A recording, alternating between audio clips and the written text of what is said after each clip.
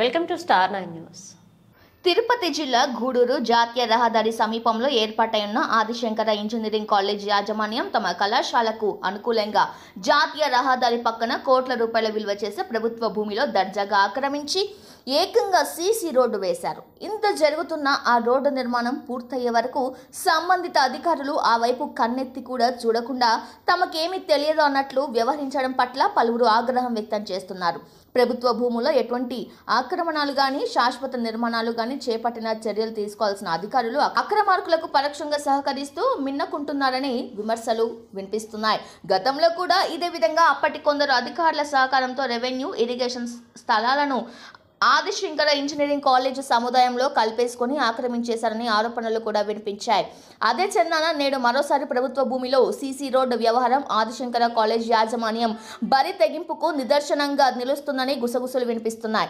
ఈ విషయమై గూడూరు మండల తహసీల్దార్ చంద్రశేఖర్ ను వివరణ కోరగా సీసీ రోడ్డు నిర్మాణం చేపట్టిన ప్రాంతాన్ని సర్వే చేసి ప్రభుత్వ భూమిగా గుర్తించడం జరిగిందని ఆదిశంకర కళాశాల యాజమాన్యానికి నోటీసులు జారీ చేసి విచారణ జరుపుతామని తదు అనుగుణంగా చట్టపరమైన చర్యలు తీసుకుంటామని ఆయన వెల్లడించారు.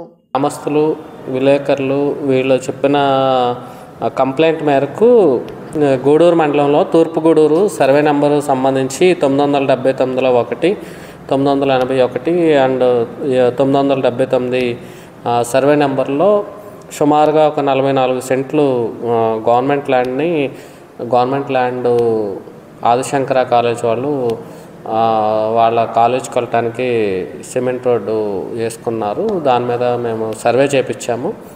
సర్వే చేపిస్తే అది గవర్నమెంట్ ల్యాండు వాళ్ళ ఆక్రమణలో ఉన్నట్టుగా మాకు తెలిసింది. కాబట్టి వాళ్ళందరికీ కూడా కాలేజ్ యాజమాన్యానికి దానికి సంబంధించిన ఏ విధమైన అనుమతులు ఉన్నాయో తెలపాలని చెప్పేసి ఒక నోటీస్ని జారీ చేయటం అయింది. జారీ చేసి వారికి నిర్దిష్ట సమయం 15 రోజుల లోపు వివరణ కోరటమైంది. వారిచ్చే వివరణ మేరకు ప్రభుత్వ నిబంధనల ప్రకారం చట్టపరమైన చర్యల్ని తీసుకోవటానికి ప్రభుత్వానికి సిఫార్సు చేస్తామని తెలియజేస్తాం. రోడ్డు ఈ ఇటీవల కాలంలో మనకి నేషనల్ హైవే వర్క్ జరగటం వల్ల దానివల్ల మా వాళ్ళు గుర్తించినట్లేరు. కంప్లైంట్ వచ్చిన మేరకు మా వాళ్ళు దాన్ని సర్వే చేసి దాన్ని ముందు వాళ్ళ దగ్గర ఎక్స్ప్లెనేషన్ తీసుకున్న తర్వాత వాళ్ళు ఇచ్చే ఎక్స్ప్లెనేషన్ బేస్ చేసుకొని చర్యలు తీసుకుంటాం. వాళ్ళకి ఏమున్నాయి అనేది